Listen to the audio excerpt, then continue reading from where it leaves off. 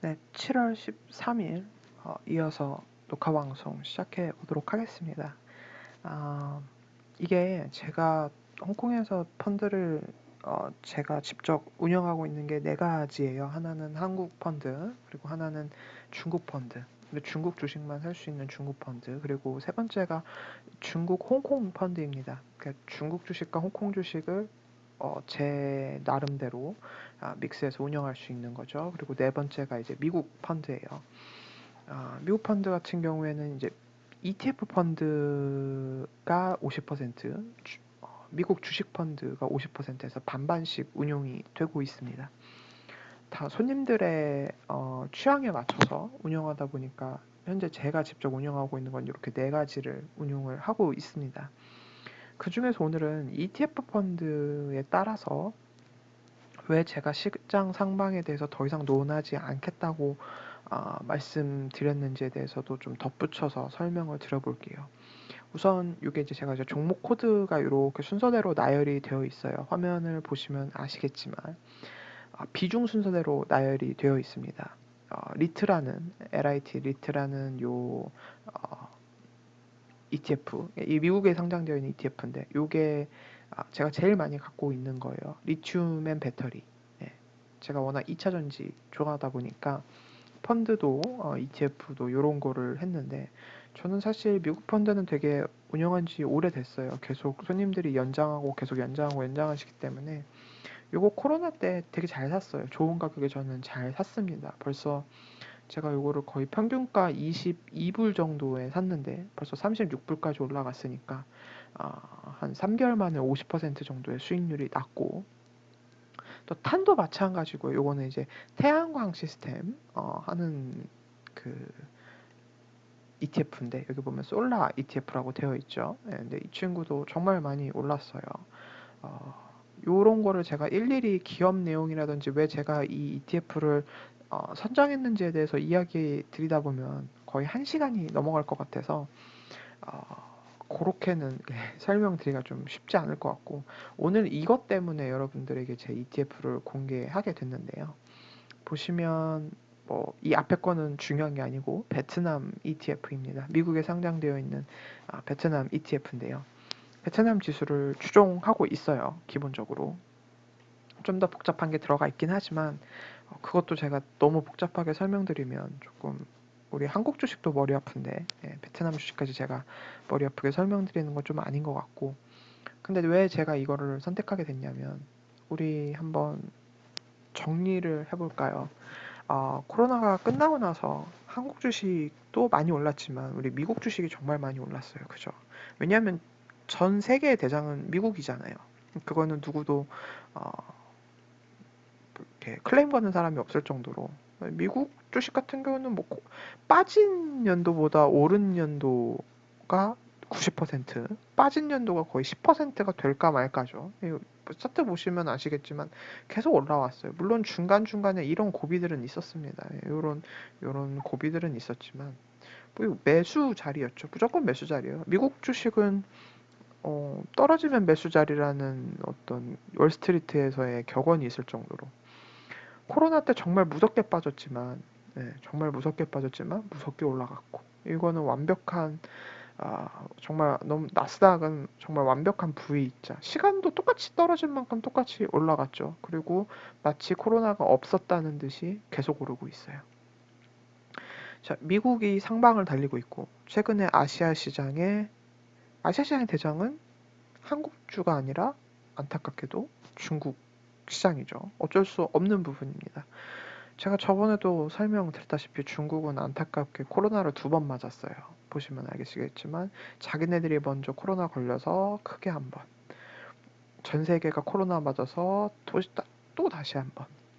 근데 사실 다른 나라 떨어진 것보다도 덜 떨어졌어요. 이게 퍼센테이지로 보면 굉장히 덜 떨어졌습니다. 왜냐면 여기 뭐 고점 대비해서 해봤자 11%밖에 안 떨어졌어요. 우리나라 마이너스 30% 나고 40% 나고 뭐 종목별로는 마이너스 50% 나고 이랬는데 얘네 그렇게 세게 안 떨어졌어요. 다만 2번 맞았다는 것뿐이지. 네. 그리고 대신 얕게 떨어진 만큼 반등이 너무 느렸죠. 왜냐하면 중국주 정말 재미없었으니까. 이게 거의 누워서 가잖아요. 누워서. 뭐 지금 3개월 동안 고작 시장으로만 보면 움직인 게 3개월 동안 보면 움직인 게 뭐 7% 시장이 7%밖에 안 올랐으니까 얼마나 재미없는 시장이에요.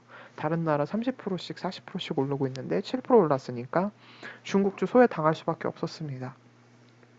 저도 한동안 미국 펀드와 한국 펀드의 수익률은 굉장히 높았는데 중국 펀드의 수익률이 좋지 못했어요.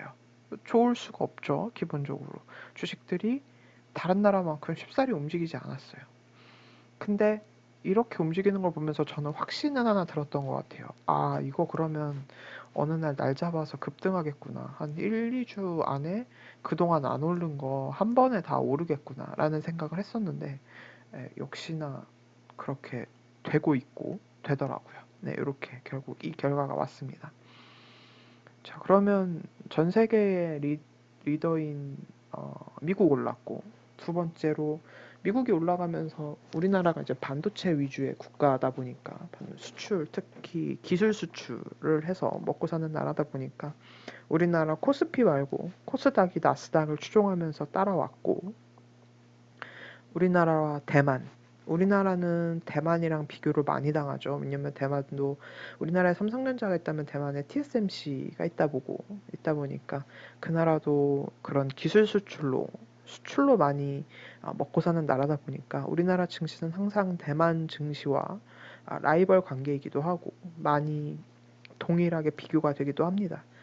자, 그러면 최상위국이 올랐어요. 결과적으로 오늘 현재로 봤을 때 미국 올랐고 중국 올랐고 그 두 나라 올라가면서 우리 같은 신흥국이라고 하기엔 더 잘 살고 개발도상국이라고 하기엔 너무너무 잘 사는 우리나라와 대만 같은 나라도 올라왔습니다. 유럽은 약간 논외로 할게요. 유럽까지 따지면 너무 머리가 복잡하니까. 자, 그러면 이제 아시아 시장에서 어디로 갈까요, 자금이? 예. 요거는 어디까지나 한국 주식 말고 해외 주식에 관심이 많으신 분들, 특히 해외 주식 중에서도 개별주 고르기가 좀 힘이 든다 하시는 분들을 위해서 제가 그냥 소개를 해 드리는 거예요. 저는 그 다음은 베트남이라고 생각을 해요. 필리핀도 사실 생각을 했었어요. 필리핀도 생각을 했었고, 인도도 생각을 했었습니다. 근데 아무리 생각해봐도 그 다음엔 베트남이에요. 왜냐? 베트남이 기술이 있나요? 우리나라 같은 반도체 기술이 있나요? 아니요, 기술 없어요, 이 나라. 이 나라의 강점은 뭐냐면요. 젊은 인구. 전 세계가 노령화 때문에 인구 절벽 때문에 지쳐하고 힘들어하고 아무리 좋은 정책을 내놔도 출산율은 늘지 않고 아무리 돈을 쏟아부어도 인구가 늘지 않는 이 전 지구적인 시점에서 정말 손에 꼽을 만한 젊은 나라예요. 베트남. 전체 국민의 평균 연령이 낮고 3, 40대고 중간에 나이가 이제 20대, 30대, 40대가 가장 많은 경제 활동을 활발히 할 수 있는 나이층이 가장 두텁게 형성된 나라가 베트남입니다. 물론 사회주의 국가라는 단점, 치명적인 단점을 갖고 있지만 요즘 사회주의는 정치에만 적용이 되지 경제까지 적용이 되진 않죠. 중국을 봐도 마찬가지고요. 그렇게 되면은 베트남이 할 수 있는 건 뭐가 있을까요? 적극적인 소비, 그리고 지금은 당장 적극적인 관광 정책을 펼칠 수는 없겠죠. 코로나가 있으니까. 하지만 코로나가 천년만년 가는 건 아니니까요. 그리고 시장이 그거를 보란 듯이 보여주고 있고. 베트남에 지금 우리나라 건설 기업들이 정말 많이 들어가 있어요. 왜 들어갔겠어요? 건물 짓고 아파트 지어서 분양해야죠. 젊은 사람들 많이 있으니까 돈 벌면 뭐 하겠어요? 집 사야겠죠.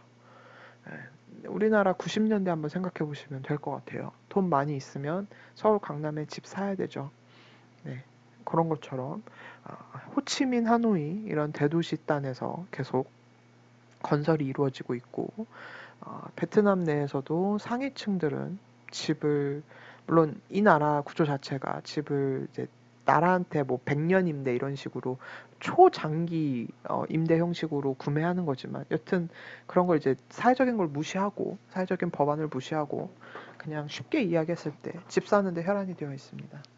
그럼에도 불구하고 이 나라는 성장할 수 있는 그 폭이 굉장히 많이 남아 있죠. 중국이랑은 좀 다른 느낌이지만 다른 느낌이기 때문에 주목할 수 있는 부분이에요. 그래서 제가 가장 비중이 낮긴 하지만 제 미국 펀드, 미국 ETF, 미국 주식판, ETF 반 운영하는 이 펀드에 현금이 사실 15% 정도 남아 있었어요. 10에서 한 15% 정도 남아 있었는데 무언가 하나를 더 담아야겠다라는 생각이 드는 순간 제가 사실은 요거 지지난주부터 담기 시작했어요. 요때 담고 저는 더 담고 싶어도 주식이 오르면 사실 에, 막 이렇게 영어로는 체이스라고 하죠. 이렇게 추적해서 올라가고 막 이렇게 쫓아가서 매매하는 스타일은 아니에요. 제가 원하는 가격대에서만 매매하는 스타일이기 때문에 더 사고 싶었는데 사실 100% 비중을 채우지 못했어요. 제가 사고 싶은 만큼 채우진 못했지만 여튼 이렇게 눌림자리 왔을 때 저는 꾸준하게 매수를 해서 어느 정도 비중을 채웠습니다.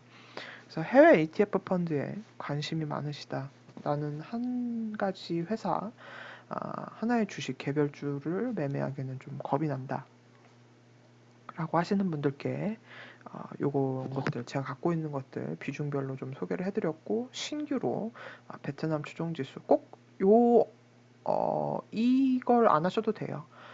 우리 국내에도 베트남 관련된 ETF가 있고 베트남 ETF는 찾아보면 굉장히 많이 있죠. 베트남 지수를 추종하는 ETF가 굉장히 많이 있습니다. 그래서 꼭 요거를 추천드리는 건 아니고 저의 기본적인 생각의 바탕에 대해서 아직 덜 오른 것에 대한 베팅이 필요한 시점이라는 것을 말씀드리기 위해서 이렇게 좀 설명을 장황하게 드려봤습니다.